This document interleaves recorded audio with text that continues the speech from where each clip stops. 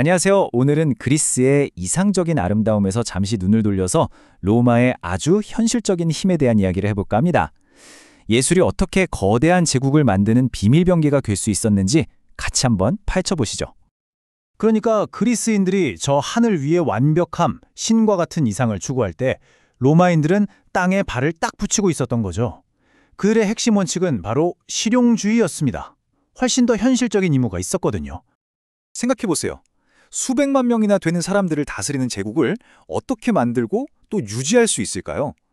이걸 로마인들이 마주한 전례 없는 규모의 도전이었어요. 그리고 이걸 해결하려면 예술과 건축에 대한 생각 자체를 완전히 바꿔야만 했습니다. 이 한 문장이 로마를 전부 설명해 줍니다. 예술이 그냥 아름답다 에서 끝나는 게 아니라 거대한 제국을 효율적으로 관리하고 그 위대함을 과시하기 위한 아주 중요한 기술, 즉 권력의 도구가 된 겁니다.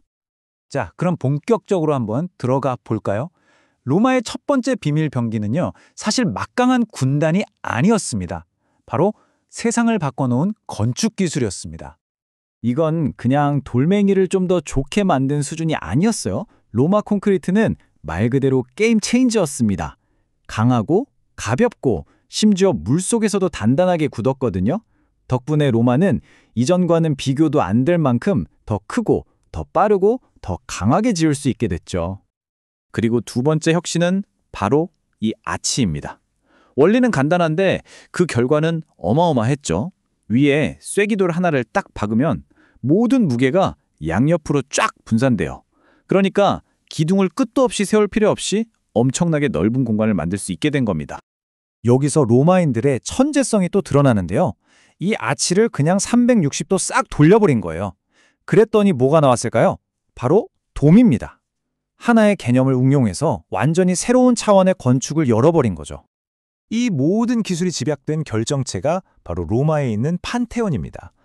아마 인류 역사상 가장 위대한 건축물 중 하나일 거예요.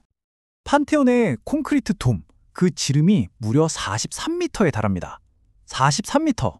놀라운 건 이게 철근 하나 없이 오직 콘크리트로만 만들어졌다는 거예요. 지금도 이 기록은 깨지지 않고 있습니다. 거의 2000년이라는 시간이 흘렀는데도 지금 이 순간에도 완벽한 모습으로 그 자리에 서 있다는 거죠. 그러니까 이건 단순한 신전이 아니에요.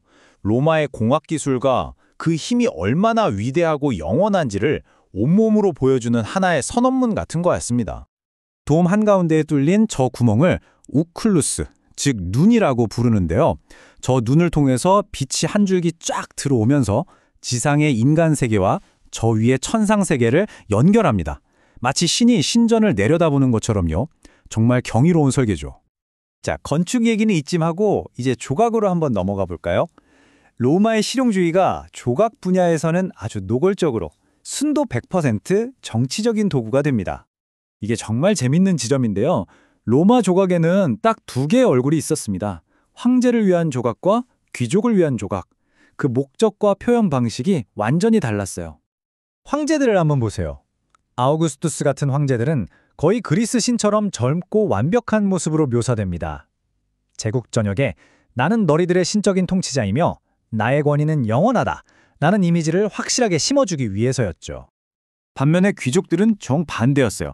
깊게 파인 주름, 흉터 같은 흠을 일부러 더 사실적으로 묘사했죠.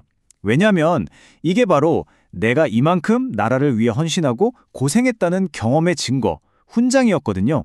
로마 시민들에게 자신의 지혜와 덕망을 증명하는, 말하자면 돌로 만든 이력서였던 셈입니다. 자, 로마의 마지막 도구입니다. 이건 대중과의 소통, 요즘 말로 하면 일종의 프로파간다에 가까웠어요. 예술을 통해 역사를 기록하고 기념하는 방식이었죠. 콘스탄티누스 개선문 같은 이런 거대한 건축물들, 이게 그냥 도시를 예쁘게 꾸미려고 세운 게 아닙니다. 황제의 위대한 승리와 제국의 영광을 영원히 새겨두는 거대한 기록장치였던 거죠. 마치 고대의 뉴스 영화 같았다고 할까요? 그를 모르는 사람이라도 저 정교한 조각들만 보면 아, 우리 황제께서 저런 엄청난 승리를 거두셨구나, 우리 로마는 이렇게 강대하구나 하고 바로 느낄 수 있었던 겁니다. 황제의 권력을 다지고 대중을 설득하는 아주 효과적인 미디어였죠. 자, 그럼 이 모든 걸 종합하면 어떤 결론이 나올까요? 간단합니다.